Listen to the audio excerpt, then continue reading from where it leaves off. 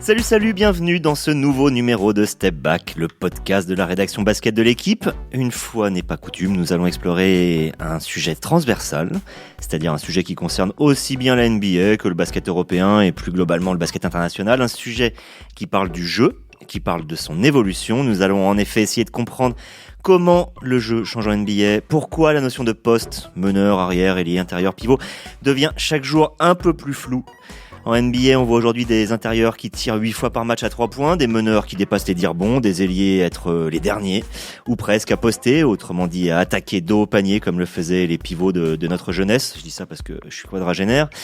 Alors pour évoquer cette dilution des positions traditionnelles et accompagner le dossier qui est consacré à ce thème dans notre quotidien ce vendredi, je suis accompagné par le principal auteur de ce dossier, Arnaud Lecomte. Bonjour Arnaud. Bonjour. Par Yann Onona qui a aussi participé. Salut Xavier, salut à tous. Et par Maxime Mallet à New York qui lui aussi a participé à travers une interview d'Evan Fournier. Salut Max. Salut à tous. Allez, début du game. Pour tout vous dire, la première idée cette semaine, c'était surtout de parler des Houston Rockets et de leur choix extrême, un choix qui incarne en lui-même la mutation du jeu et des postes traditionnels. Alors Yann, est-ce que tu peux nous expliquer quel est ce choix qu'ont fait les Rockets ces derniers temps avec un transfert qui a encore plus modifié leur jeu qui était déjà assez étrange ? Alors donc on va revenir d'abord sur les faits. Donc depuis le 1er février, Clint Capela a disparu donc de la rotation de Houston. Donc c'est leur pivot, n'est-ce pas ? Donc un joueur de grande taille, et il a été transféré à Atlanta, échangé contre Robert Covington qui mesure 2 mètres. Robert Covington, en tout cas il est arrivé dans le cadre de cet échange. Robert Covington mesure 2 mètres, c'est le plus grand joueurs par la taille de l'effectif des Rockets quand on parle des joueurs qui ont un temps de jeu significatif. Il y a un ou deux autres joueurs qui sont des pivots mais qui sont peu utilisés ou pas utilisés. Ça veut dire que vous vous retrouvez avec une équipe dont le plus grand joueur fait 2 mètres. En NBA, c'est une anomalie puisque évidemment il y a dans l'histoire des grands pivots, souvent dans la quête des titres, c'est des figures mythiques qui jouent à l'intérieur. Donc jouer uniquement avec des joueurs de petite voire de moyenne taille, ça crée un jeu complètement tourné vers l'extérieur. Voilà, tout simplement. C'est du small ball à l'extrême. Je crois même que c'est la première fois depuis 1963 qu'une équipe aligne un 5 aussi petit. Voilà. Ça ressemble à quoi, Max, quand on voit jouer les Rockets ? On savait qu'ils shootaient déjà beaucoup à 3 points. Est-ce que là, c'est tout le temps ? Non, parce que c'est l'une des clés de ça, c'est de s'adapter au jeu de Russell Westbrook, à ses forces, à ses faiblesses aussi. Et sa faiblesse, c'est le shoot extérieur surtout. Donc en fait, on se retrouve avec, ici ils appellent ça un point center quelque part, un meneur pivot. C'est-à-dire que son rôle c'est meneur, mais la zone dans laquelle il va jouer c'est surtout à l'intérieur, attaquer le cercle. C'est quelqu'un qui prend aussi beaucoup de rebonds. Donc c'est pas, on n'est pas forcément entièrement tourné vers l'extérieur au sens de, on ne prend pas que des tirs extérieurs, mais on s'adapte à ce que Westbrook sait faire et c'est attaquer le panier comme un dingue à une vitesse folle. Alors je reste avec toi. Comment ça a été reçu aux États-Unis, cette évolution vers l'extrême et aussi, et surtout, est-ce que ça marche ? Ça a été reçu, il y a toujours de l'intérêt quand on a quelque chose qui sort un peu de la routine de la saison régulière. Donc ça a pas mal intéressé, pas mal fait réagir. Voilà, il y a un côté réaction de fans un peu c'est n'importe quoi, puis il y a un côté un peu plus analytique qui dit non mais regardez, c'est en fait ils poussent la logique jusqu'au bout de ce qu'ils seront capables de faire et de leurs forces et de leurs faiblesses. Donc voilà, ça fait jaser énormément. Après ça a bien fonctionné puisque je crois qu'ils ont gagné les 6 premiers matchs après avoir passé ils ont une des bonnes séries après de passer sur cette configuration. Après, ils ont perdu contre les Knicks aussi en étant dominés au rebond 65-34. Donc, il y a des forces et beaucoup de gens estiment qu'une des faiblesses principales, c'est que dans le cours de la saison régulière, les adversaires ne vont pas faire l'effort de revoir tout leur système défensif ou offensif pour coller au mieux à ce que les Rockets font. Alors que sur une série de playoffs, au contraire, ils vont bosser exclusivement là-dessus et que les forces et les faiblesses que ça implique sont tellement caricaturales entre guillemets que ce sera forcément facile sur une série de 7 matchs de trouver la parade. Après, il y a le talent des joueurs qui fait que c'est pas non plus on va pas leur mettre 4-0 quoi. Si des joueurs comme Westbrook, Harden sont en feu, ça va fonctionner. Oui, pardon Max. En fait, je voulais juste pour être précis sur les chiffres. En fait, depuis qu'ils ont commencé à jouer sans pivot, ils ont remporté 10 matchs sur 13. Les 2 matchs, il y en a un qu'ils ont perdu, un des 3 matchs qu'ils ont perdu, Russell Westbrook n'était pas là. Donc, j'ai envie de dire, ça compte pas vraiment. Et, au passage, ils ont perdu donc les 2 autres matchs qu'ils ont perdus, c'est Knicks et Phoenix. Donc c'est un peu ça ressemble à des anomalies. Et ils en ont perdu un, contre Utah, mais c'est un tir au buzzer de Bogdanovic. Donc au passage, dans leur série, ils ont battu Boston à 2 reprises, ils ont battu les Lakers et ils ont battu aussi Utah lors d'une autre confrontation. Donc sur le papier, en tout cas, pour l'instant, ça marche, ça fonctionne. Mais comme tu disais, le juge de paix, ça va être les playoffs. Et pour revenir juste sur le côté un peu pourquoi ils font ça au niveau de la direction, vous savez évidemment que le coach de Houston, c'est Mike D'Antoni. Et il y a quelque chose qui est intéressant, c'est que quand il coachait les Phoenix Suns et qu'il avait lancé du jeu comme ça, du jeu rapide qu'on appelait 7 seconds or less, c'est-à-dire donc jouer vite, éventuellement avec des joueurs de plus petite taille et shooter dès qu'il y avait une ouverture. Quand ils ont échoué dans leur quête de play-off et de titre à l'époque, le mouvement, ça a été quoi ? Ils ont fait venir Shaquille O'Neal. Ça n'a pas du tout marché. Et donc là, vous avez comme un rappel de ce moment de l'histoire où D'Antoni, qui est un des coachs les plus anciens, les plus vétérans de la NBA et les plus respectés, il avait échoué. Là, en fait, avec sa direction, avec Daryl Morey, qui est un taré donc le manager général, qui est un fou de data, de statistiques, de shoot à 3 points, qui l'ont expliqué en fait qu'il valait mieux shooter à 3 points pour gagner les matchs, et ben ils ont dit on va aller jusqu'au bout de la démarche. Cette fois, on va pas prendre un pivot, on va enlever un pivot et on va voir ce que ça donne. Et en réalité, aujourd'hui, personne ne sait ce que ça peut donner. Le fait que Mike D'Antoni ait déjà expérimenté une tactique un petit peu moins extrême, mais déjà de ce type-là, ça montre qu'en fait, ce small ball, cette façon de jouer où les pivots n'en sont plus, mais où les ailiers viennent finalement jouer à l'intérieur pour ressortir sur des joueurs qui ne sont pas forcément des meneurs, toute cette complexité, c'est une évolution progressive, ça s'est pas arrivé d'un seul coup. En gros, c'est tout ce siècle qui est en train d'évoluer et de basculer en NBA. Oui, on peut considérer que depuis effectivement une vingtaine d'années environ, la mode du small ball, alors elle s'est faite progressivement, mais elle est en cours depuis une vingtaine d'années maintenant. Alors c'est lié aussi à la vitesse du jeu qui ne cesse d'augmenter de par les gabarits, qui aujourd'hui sont non seulement les gabarits, mais la manière dont les joueurs utilisent leurs gabarits. On a des générations de joueurs aujourd'hui qui succèdent, qui sont de plus en plus athlétiques, de plus en plus mobiles, les grands courent de plus en plus. Donc il y a eu une vraie révolution sur le plan athlétique qui a permis effectivement l'utilisation supérieure des grands gabarits dans la course, dans la vitesse et dans le shoot. Et l'illustration, c'est Dirk Nowitzki qui a révolutionné en arrivant en NBA à la fin des années 90 et en s'y affirmant au début des années 2000. C'est lui qui a un petit peu impulsé tout ça. Pour préciser, Dirk Nowitzki, donc on oublie, il faisait 2m13. Il le fait toujours d'ailleurs. Disons qu'on a moins l'occasion de le voir, voilà. mais en gros, qui est la taille normale d'un pivot, c'est le fameux 7 pieds d'un pivot c'est NBA. C'est la taille régulière. Sauf que lui joue comme un arrière. Voilà, et lui a un petit peu modifié, révolutionné le jeu des intérieurs avec sa capacité à prendre des tirs à très longue distance et à être vraiment dominant sur plusieurs mouvements et profiter de sa taille. Tout en assurant d'ailleurs le minimum qu'on réclame à l'intérieur, c'est-à-dire de prendre des rebonds. J'ai pas les chiffres en tête, mais je pense que Dirk Nowitzki sur sa carrière doit pas être loin des 10 rebonds par match probablement, et de la passe et de la créativité. Évidemment, c'était un joueur qui avait une qualité supérieure. Et derrière Nowitzki, qui s'est affirmé tout au long des années 2000 jusqu'à être MVP, rappelez-vous, en 2007 de la saison régulière, sans être titré cette année-là, mais il l'a été 4 ans plus tard.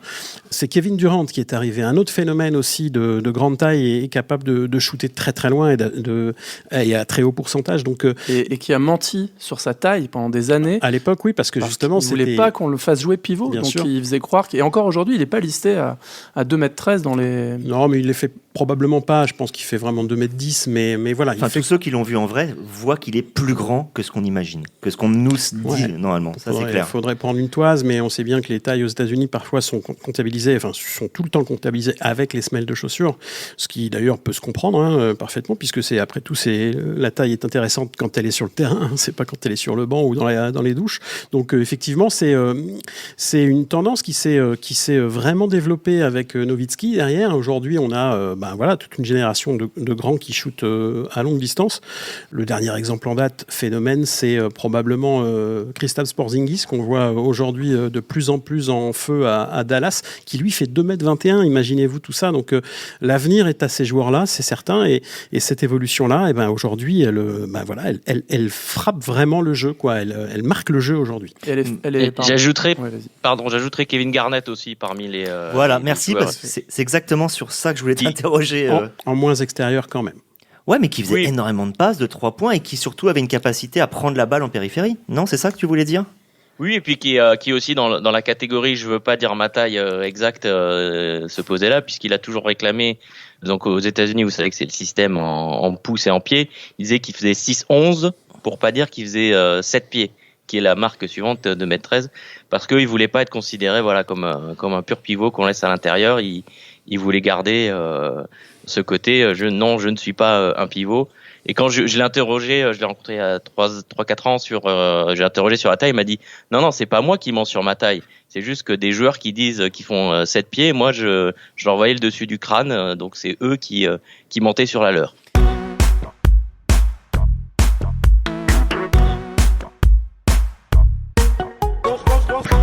Là, je vais passer directement de l'autre côté de l'Atlantique, changer un peu non pas de sujet, bien au contraire, mais de problématique. Je sais que, Arnaud, tu cites Victor Wembanyama à l'intérieur de ton papier, qui est un joueur donc qui fait 2,18 m et qui probablement ne jouera pas pivot parce que il a une dextérité, il a un shoot, et ça ne dérange personne. Alors qu'un Alexis Ajinça, encore il y a une dizaine d'années, quand il faisait 2,13 m et qui disait lui-même je veux jouer extérieur, tout le monde lui rentrait dedans. C'était une époque où quand on faisait une taille de plus de 7 pieds, on était pivot, c'est tout. Oui, et puis bon, il n'y avait pas que ça. Je pense qu'il y a aussi le fait qu'il y avait des doutes aussi sur sa capacité à défendre comme il fallait. On voulait l'utiliser notamment en équipe de France quand même comme un pivot défensif, en tout cas de ce côté-là du terrain. Parce qu'il y avait des besoins. Voilà, il y avait des besoins et ça reste quand même la base du basket international de bien défendre. Encore une fois, même si aujourd'hui en NBA, je pense qu'un Ajinça qui débarquerait aujourd'hui serait probablement en situation de faire une autre carrière que celle qu'il a fait, parce que je pense qu'il y a eu une digestion vraiment de cette mode des grands qui s'écartent. Donc je pense qu'il aurait peut-être, on ne le saura jamais, peut-être une capacité à faire une carrière plus riche probablement ces temps-ci en NBA.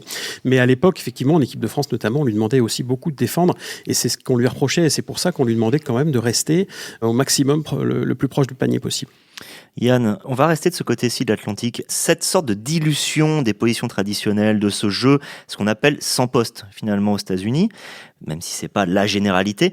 Positionless. Est-ce que c'est quelque chose qui est aussi prégnant en Europe ? Je pense que je pense que si, je pense que c'est quelque chose qui est général dans le basket, mais pourquoi ? Arnaud parlait tout à l'heure de l'évolution, de la révolution athlétique des joueurs de basket dans le monde, donc ça c'est un élément. L'autre élément, c'est donc l'arrivée fracassante des analytics, donc des données dans la manière dont on joue le basket, et ça a eu à Houston c'est très marquant, mais ça a eu une influence directe sur la manière dont on joue, parce que ces data ont expliqué au monde entier, alors il y en a qui détestent ça, mais elles ont expliqué que on a plus de chances de gagner si on prend plus de shoot à 3 points. On a plus de chances de gagner si le jeu il est plus ouvert, si le jeu est plus rapide. Donc ça a favorisé en fait cette évolution. Cette évolution, elle a aussi été favorisée par des règles, les règles du jeu. Alors là, c'est plus pour le coup en NBA, mais vous savez très bien que l'Euroleague a tendance à copier un peu ou à appliquer les règles de la NBA quelques années plus tard. Donc, les règles favorisent, vous le savez, les attaquants et le jeu rapide. Et aujourd'hui, ça favorise le fait qu'on joue ouvert. Parce que dès qu'on effleure, qu'on veut défendre, qu'on effleure un attaquant, il y a faute. Donc finalement, tout ça entretient le phénomène, je pense. Max, tu parlais de Kevin Garnett. Il y a un autre joueur dont il faut parler dans cette évolution, c'est LeBron James, parce que personne n'a jamais trop compris quel poste jouait LeBron James. Il est évidemment classé poste 3. Cette année, il joue meneur, mais finalement, il a toujours tout joué, d'une certaine manière. Oui, après c'est une question de talent aussi, de capacité physique à jouer à tous les postes. Mais oui, on a vu depuis depuis 5-6 ans, c'est vrai que ça s'est vraiment démocratisé. On s'adapte, en fait, vraiment, c'est ça, on s'adapte aux qualités des joueurs qu'on a. Et je pense aussi, pour parler un peu du côté NBA en Europe, je pense que c'est plus facile à faire en NBA où on sait que on s'adapte au talent de ces stars dont on sait qu'on va les avoir pour 2, 3, 4 ans. Quand on est en Europe, on n'est pas forcément sûr d'avoir ces joueurs les plus importants pour une telle durée. Donc c'est aussi plus difficile de tout chambouler, je pense. Donc là, on sait qu'on a un joueur comme LeBron James ou un joueur comme Giannis Antetokounmpo. On veut l'utiliser au maximum, lui donner au maximum le ballon, utiliser ses capacités et ses qualités autant que possible. Donc, on se retrouve à les mettre au poste de meneur. Après, c'est plus meneur, c'est Spoelstra. J'ai oublié quel coach il y a 3 ans disait en fait, moi je répartis les joueurs sur. Il y a 3 catégories. Il y a ball handler, donc les manieurs de ballon. Il y a wing, ailier, et il y a big, donc les intérieurs. Voilà, c'est plus que les 5 positions. Tu veux dire que ailier, ça recouvre arrière aussi ? C'est ça que tu veux dire ? Que ailier recouvre arrière ? Disons que des arrières ailiers qui font autour de 1m98, 2m05 et qui et on en trouve régulièrement maintenant 2 en même temps sur le terrain, donc lequel on considère arrière, lequel on considère ailier. Est-ce que les deux sont arrière ? Ça c'est un peu le débat et la discussion que j'ai eu avec Evan Fournier l'autre jour quand on a reparlé de sa position, et lui qui s'était amusé et avait fait un peu de provoque sur Twitter quand on l'avait mis meilleur allié français parce qu'il se considère comme un arrière et considère son jeu comme étant celui d'un arrière. Mais alors, Giannis, il est dans quelle catégorie ? Ailier fort ? Dans les bigs ou dans les wings ? Il est où ? Je vous pose la question. Arnaud, il est où alors, Giannis ? Il est nulle part. Et partout, il est partout en même temps. Voilà. Donc c'est ce qui fait sa force, je pense, c'est qu'effectivement c'est un joueur qui a... D'ailleurs, ce qui est quand même assez paradoxal, c'est qu'on va peut-être, je ne sais pas, on verra l'élire pour la 2e fois de suite MVP de la saison régulière. Et c'est un très mauvais shooter à 3 points, ce qui dans la NBA d'aujourd'hui, dans le basket d'aujourd'hui, peut paraître comme une tare finalement. Eh ben non, il a une telle domination athlétique, physique, que de toute façon, on peut pas véritablement classer le joueur sur le terrain parce qu'il est partout à la fois. On le voit remonter la balle régulièrement, pas systématiquement, mais assez régulièrement, soit pour faire la première passe, soit le plus souvent pour aller finir tout seul, parce qu'il est capable en quelques enjambées de traverser le terrain et de mettre tout le monde derrière lui. Donc c'est un phénomène comme on n'a probablement jamais vu, je pense, dans l'histoire du basket, ses capacités physiques, athlétiques, et c'est justement sans avoir l'arme fatale du tir à 3 points qu'il développe petit à petit. On le voit progresser. Il shoot à 31% cette année en prenant pas loin de 5 par match, ce qui est inattendu. Ouais, mais c'est bien la démonstration que de toute façon il va y arriver petit à petit. Je ne sais pas combien de temps ça va prendre pour qu'il soit régulier entre 35 et 40 pour que son tir à 3 points soit vraiment considéré, mais c'est sûr que s'il ajoute ça à sa panoplie, je vois pas ce qu'il est possible de faire contre un joueur comme ça, et effectivement on peut le considérer meneur, pivot, arrière, ailier, comme vous voulez. Boris Dio a fait ça aussi, non ? Il a joué à tous les postes, lui c'était pas intrinsèque, mais sa manière de jouer, non ? On l'a vu évoluer au début quand il était jeune.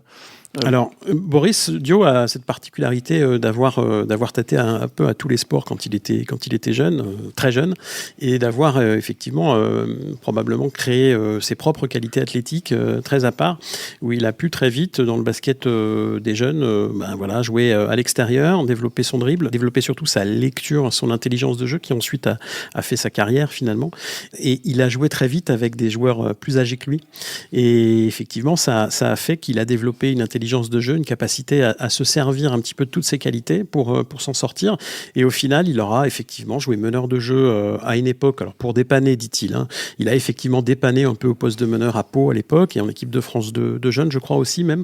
Il a fait aussi, vous l'avez vu, évoluer tout au long de sa carrière NBA, où il a fini quasiment poste 5, tout en jouant le plus souvent poste 3 ou poste 4. D'abord poste 3 à Atlanta, puis poste 4 à Phoenix, avec cette particularité qui était de faire créer beaucoup de jeux. Et je pense que au-delà des postes qu'il a occupés, ce qu'ils sont vrais postes de jeu sur le terrain, c'était créateur. Yann, l'idée de small ball, je trouve qu'elle est à moitié vraie, parce que souvent quand on parle de small ball, c'est un jeu sans intérieur spécifique, c'est vrai, mais souvent avec des ailiers qui sont assez grands et surtout des arrières qui sont devenus très grands. C'est-à-dire que j'ai envie de dire en NBA, j'ai l'impression qu'il y a des frics et des dinosaures. Par exemple, un dinosaure, c'est Chris Paul, meneur à l'ancienne, de taille tout à fait mesurée. Il doit faire quelque chose comme, je me souviens pas exactement, mais entre 1,85 et 1,90. Et il shoot à mi-distance, ça n'existe plus en NBA, c'est très rare. Ça, c'est très ancien. C'est meneurs comme nous, on en a connu en équipe de France pendant, peut-être pas de ce niveau, mais pendant 50 ans ou 80 ans. Mais maintenant, l'arrière, c'est plutôt Luka Doncic, qui est une masse, qui fait 2 mètres, dont on sait absolument pas s'il est meneur, arrière et ailier. La seule chose qu'on sait, c'est que c'est la star des Mavericks, c'est son créateur. C'est le créateur. Mais moi, j'ai juste un contre-exemple, et je pense qu'il a joué comme un accélérateur de particules quand on parle de ce phénomène, c'est les Golden State Warriors, tout simplement, puisque c'est les premiers qui ont montré déjà qu'on pouvait gagner des titres. Alors même s'ils ont eu des pivots lourds dans leur effectif quand ils gagnaient des titres, ils ont néanmoins régulièrement en finale joué avec Draymond Green au poste de pivot. Je me rappelle pas de sa taille précisément, mais il doit faire 2m5, 2m6. Voilà, maximum. Non, donc, il fait même pas, même 1,98. C'est ça, Draymond Green. C'est ça, donc il jouait c'était avec le fameux Hampton 5 avec. C'est ça. Et avec Curry, Thompson. Et là, on n'a pas des arrières Green fric. Et on n'a pas des arrières complètement fric. Et donc Draymond Green, oui, c'est un exemple. Ça a été copié, ça a donné des idées aux autres, assez clairement. Draymond Green est vraiment dans la suite logique de ce que faisaient les Phoenix Suns, enfin les Warriors, avec Draymond Green, sont dans la suite logique des Phoenix Suns de Boris Dio, Steve Nash, Mike D'Antoni, Sean Marion, rappelez-vous, cette équipe qui a finalement pas réussi à aller jusqu'en finale NBA, on se souvient un peu pourquoi, avec cette fameuse Rix contre les Spurs en playoff 2007. Donc, 2007, oui, c'est ça. Et effectivement, on peut considérer que les Warriors sont un peu des enfants des Suns, et c'est à se demander si les Houston Rockets de Mike D'Antoni, aujourd'hui, qui révolutionnent quand même le jeu en jouant sans intérieur, sont pas les enfants finalement des Phoenix Suns de Mike D'Antoni, du même un peu plus de 10 ans avant, 15 ans avant. Alors les équipes de Mike D'Antoni sont peut-être pas la meilleure transition pour ce que je voulais te demander, Arnaud, mais on va parler défense aussi un peu. On a beaucoup parlé d'attaque jusqu'à maintenant, mais qu'est-ce que ce jeu positionless, comme on l'appelle, change au niveau des défenses ? Tout simplement, on est aujourd'hui rentré dans une ère aussi où on change surtout, ce qu'on appelle changer sur tous les écrans. C'est-à-dire, je défends sur un joueur, paf, je me prends un écran, je prends finalement l'autre joueur, celui qui C'est une manière de semer un peu le désordre dans l'attaque adverse et de changer un peu les rapports de force. Et effectivement, le fait d'avoir des joueurs aujourd'hui tous extrêmement mobiles, extrêmement rapides et capables de défendre un peu sur toutes les positions, positionless, du coup... Parce que ce qu'il faut comprendre, c'est que si un pivot donnait, en gros, faisait un écran pour le meneur, et que tout d'un coup, c'était le pivot qui se retrouvait à défendre sur le meneur. Il y avait un avantage de vitesse pour le meneur de jeu, qui, en général, s'il lisait bien le jeu, était effectivement en situation ensuite d'avoir l'avantage pour aller au panier, le plus souvent. Alors qu'aujourd'hui, on a des intérieurs qui font parfois 2m13, qui sont capables de se baisser sur les appuis et de tenir le premier pas, ce qui est extraordinaire. Bon, même si c'est pas encore totalement 100% comme ça, faut pas rêver, mais malgré tout, effectivement, on est de plus en plus dans cette logique-là, de changer sur tous les écrans, et les joueurs d'aujourd'hui sont tous à peu près capables de faire ça. Alors c'est valable en NBA, mais c'est également une tendance qui commence à être très forte ici à l'international. Et c'est valable parce que le jeu, à cause des règles et de tout ce qu'on a évoqué jusque-là, a évolué, et notamment aussi avec les datas, vers le pick and roll. Donc le pick and roll, on va expliquer en 2 mots, c'est la situation dont on parlait avant, c'est un joueur à la balle et on vient lui poser un écran. Donc en gros, il y a 2 joueurs et 2 défenseurs, 2 attaquants, 2 défenseurs. Il y a une pause d'écran, ça s'appelle du pick and roll. Or, aujourd'hui, je pense que pas loin de la moitié, et peut-être même plus, des situations de basket finissent par des pick and roll. Donc c'est devenu la forme de jeu basique, ce qui n'était pas le cas il y a 15 ou 20 ans. Sur du jeu arrêté, évidemment. Du jeu posé, on va dire, sur demi-terrain, entre guillemets. Max, est-ce que la formation a aussi évolué ? C'est-à-dire qu'est-ce qu'en NCAA, c'est pareil, ou en gros c'est la NBA parce qu'elle agrège tout ce qu'il y a de plus grand talent au monde qui peut se permettre de faire ça ? C'est la NBA qui est moteur dans ce domaine. Après, forcément, c'est tout le monde copie.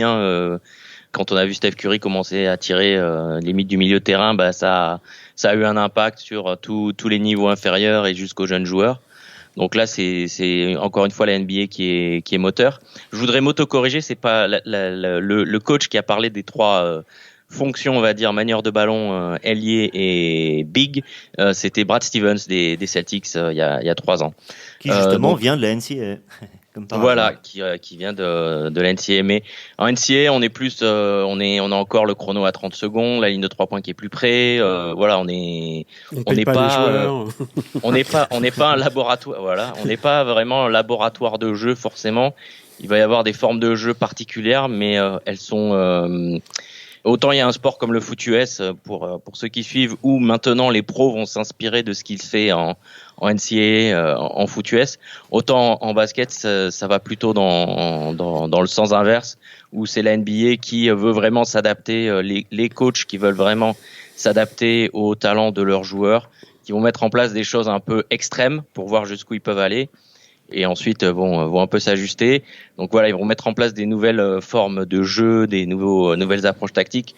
Et après, quand ça fonctionne, on copie forcément à tous les niveaux. Et quand on parle de l'affiliation, tout ça, je voudrais rappeler que Steve Kerr, donc, qui a mis en place son Hampton 5 et son small ball pour gagner, il était dans la direction des Phoenix Suns entre 2004 et 2010, à la période où D'Antoni était coach et avait ont mis en place son attaque 7 seconds or less. Je crois que c'est lui qui avait voulu insister pour faire venir Shaq, c'est ce que j'avais lu, était correct à l'époque. Et en guise de conclusion, je crois que ce qu'il faut dire, et c'est peut-être pour ça qu'il y a une différence encore justement entre la NCAA et la NBA, c'est que tout cela c'est possible en NBA que parce qu'on a des spécimens physiques qui sont aujourd'hui hallucinants et des joueurs d'un talent incroyable, parce que quand on fait 2m13, être suffisamment coordonné pour rentrer 3 ou 4 paniers à 3 points par match, c'est un truc hallucinant. Et un terrain plus grand. Oublions pas que les terrains NBA sont plus grands, donc ça a des incidences sur ce qu'on appelle le spacing, donc l'espacement des joueurs sur le terrain. Il y a plus d'espace là-bas, donc c'est plus facile de favoriser les duels. Et puis il est plus facile de trouver des joueurs ouverts derrière la ligne à 3 points, par exemple, oui. Évidemment. Alors nous, on va finir justement avec toi. Ouais, pour revenir sur ce que tu venais juste d'avancer à l'instant, il y a aussi un phénomène, c'est que par rapport à la NCAA, en NBA, on a aussi des joueurs qui viennent d'Europe. Alors pas tous, mais quelques-uns qui viennent d'Europe et qui sont des joueurs déjà complètement prêts à jouer en NBA. On se souvient que Luka Doncic, il y avait eu beaucoup de discussions sur sa capacité à s'adapter à la NBA. Aujourd'hui, on le cite parmi les joueurs un peu révolutionnaires du jeu. Eh bien, il vient d'Europe. Giannis Antetokounmpo, rappelez-moi d'où il vient. Il vient pas de NCAA, il vient d'Europe aussi, même s'il n'avait pas fait une grosse carrière européenne avant de faire le grand saut. Il y a au minimum appris les fondamentaux. Il y a appris les fondamentaux. Il est né sur le territoire européen et il a eu effectivement cette capacité à ingurgiter différentes influences et tout ça, et de ne pas être formaté comme parfois certains joueurs universitaires, notamment les grands. En fait, l'histoire, c'est qu'on pourrait continuer comme ça pendant 2 heures avec ce sujet-là qui est absolument passionnant. Moi, je conclurai juste en disant une chose, c'est que la NBA, pour le All-Star Game, a désormais décidé de supprimer la notion de pivot. En gros, avant, on choisissait 2 arrières, 2 ailiers et un pivot pour le 5 majeur. Aujourd'hui, on choisit en gros 2 arrières et 3 de la front line qui regroupent tous ces postes. Je me demande si tout simplement bientôt on va pas choisir 5 joueurs parce qu'on sera désormais quasiment dans l'incapacité, comme on l'a par exemple avec Luka Doncic ou LeBron James, l'incapacité de les classer même en arrière et en ailier. On en parlera probablement d'une façon différente dans un des prochains podcasts. À bientôt, au revoir à tous.